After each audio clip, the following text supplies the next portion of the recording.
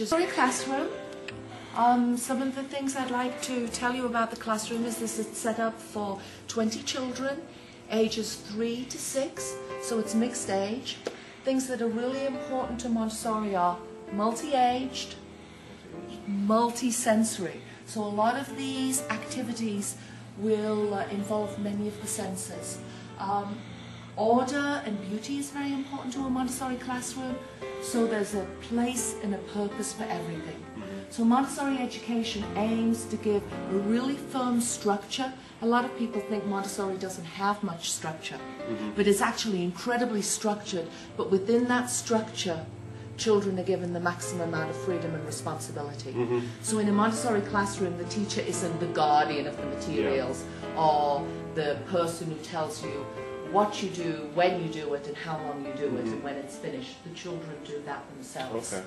This is normally where children would start when they're 3 years old.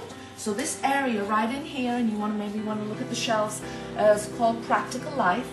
This is where children learn how to use the tools of their culture, and also it indirectly prepares them for lots of other things. So you see we have lots of work here that involves using these 3 fingers.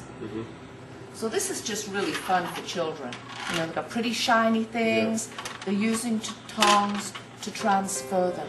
So we would say the direct aim of this, we'd say to the child, we're going to learn how to practice using tongs. Then we'll be able to use them to serve our own snack. But indirectly, I'm using the exact fingers that I will use when you write. When I'm writing. So a lot of Montessori materials have an indirect aim to prepare children from what's coming next. So that's Practical Life.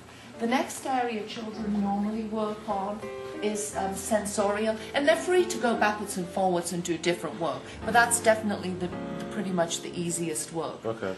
This is sensorial. Sensorial is all about learning about shape, size, color, texture, sound, all through the senses.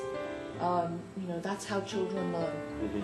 A lot of this is very organized because children at this age, you know, they're taking in sensory impressions all the time from the world.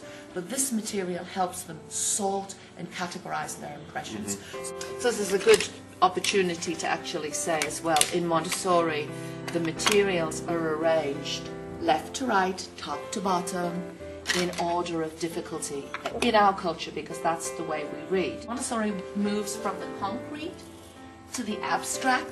Montessori will also appeal to the child's imagination. You'll say, you know, can you imagine how big 1,000 is?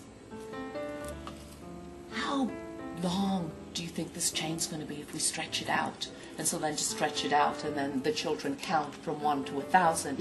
And by the time they get to 1,000, it might take them 2 afternoons or 2 mornings.